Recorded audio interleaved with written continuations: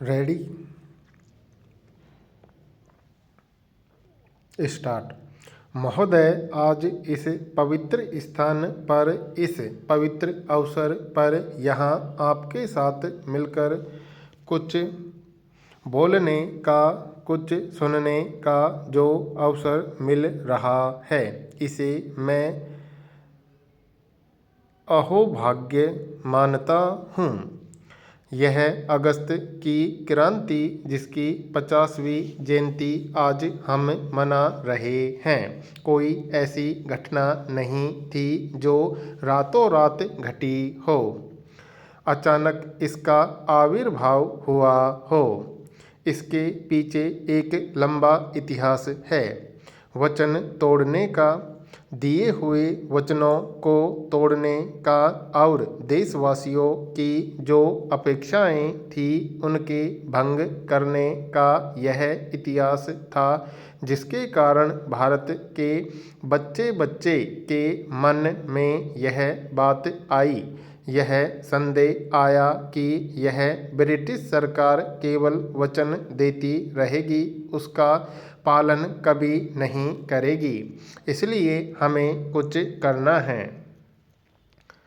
इस अविश्वास के परिप्रेक्ष्य में 1914 में जबकि प्रथम महायुद्ध शुरू हुआ, कांग्रेस के नेताओं ने स्वयं यह कहा कि हमें इस युद्ध में पूरा सहयोग देना है।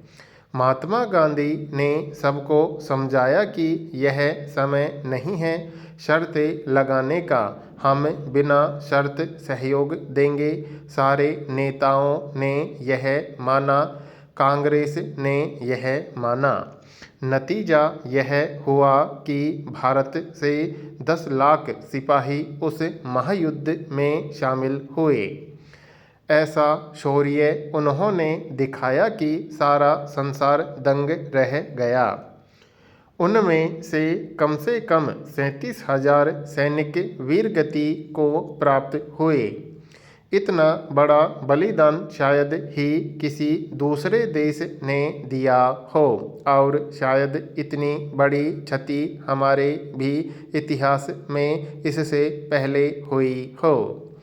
इतनी बड़ी कुर्बानी का क्या बदला मिला? हमारी अपेक्षा थी कि महायुद्ध स्वतंत्रता के लिए लड़ा जा रहा है, और यह दावा किया जा रहा था कि उस युद्ध का सही ध्येय है, तो हम भी अपेक्षा करें कि युद्ध जब समाप्त हो जाएगा तो भारत को भी स्वतंत्रता मिलेगी।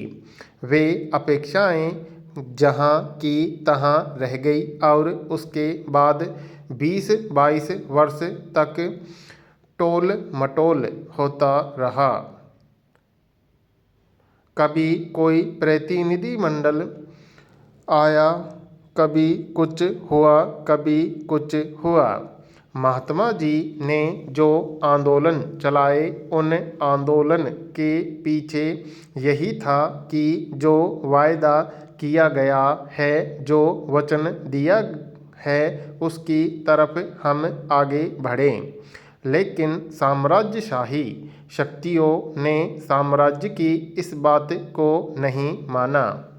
शायद उन्होंने सोचा नहीं होगा कि दूसरा महायुद्ध आएगा, लेकिन 22 साल के भीतर दूसरा महायुद्ध आया। महोदय, तब भी उन्होंने यह नहीं कहा कि इस महायुद्ध में भारत का पूरा योगदान होगा, तो भारत को हम स्वतंत्र करेंगे या स्वतंत्रता देंगे। युद्ध आकर सिर पर पड़ा है, युद्ध चल रहा है, फिर भी यह बात नहीं हुई, बल्कि तत्कालीन ब्रिटिश प्रधानमंत्री चर्चिल ने यह कहा कि मैं इस साम्राज्य को तोड़ने के लिए नहीं बैठा हूँ, मैं ब्रिटिश साम्राज्य के समापन में भागीदारी नहीं बनना चाहता। इस बात के बाद हमारे सामने चारा क्या था? दूसरा भी महायुद्ध निकल जाता। टोल मटोल ही होता रहा। अब हम तीसरे महायुद्ध का इंतजार करते। लोगों को लगने लगा कि अब कुछ न कुछ करना चाहिए। उनका व्यवहार बदल गया, उनकी भावना बदल गई। अब ब्रिटिश सरकार पर विश्वास करने का कोई अर्थ नहीं है। इस नतीजे पर सभी लोग पहुँचे। यह पृष्ठभूमि थी सन 42 के भारत छोड़ो आंदोलन की। महात्मा जी ने बहुत समझाया, इतना समझाया, महीनों तक वो समझाते रहे कि देखिए कि एक परतंत्र देश आपकी सहायता नहीं कर सकता, दिल से नहीं कर सकता, भले ही आप इसको ले जाएं, लेकिन परतंत्र देश से आप यह अपेक्षा नहीं कर सकते कि जिन मूल्यों के लिए आप कहते हैं कि लड़ रहे हैं, उन मूल्यों को आगे बढ़ाने में योगदान भारत का आपको नहीं मिल सकता।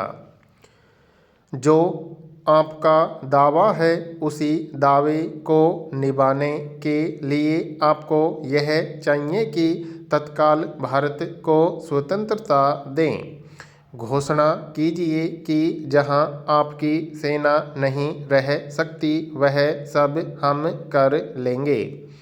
जो भी सुविधा होगी, जैसा कुछ होगा, हम कर लेंगे। लेकिन पहले आपको घोषणा करनी पड़ेगी, क्योंकि अब ये पोस्ट टेडिस चेक्स जिनको कहते हैं, यह बम्बई में आपको बताने की ज़रूरत नहीं है।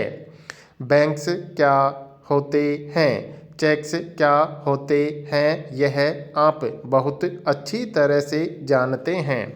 कोई बैंक आज डावाडोल हो और उस बैंक का 5 वर्ष के बाद का चेक आपके हाथ में पकड़ा दें तो क्या करेंगे आप?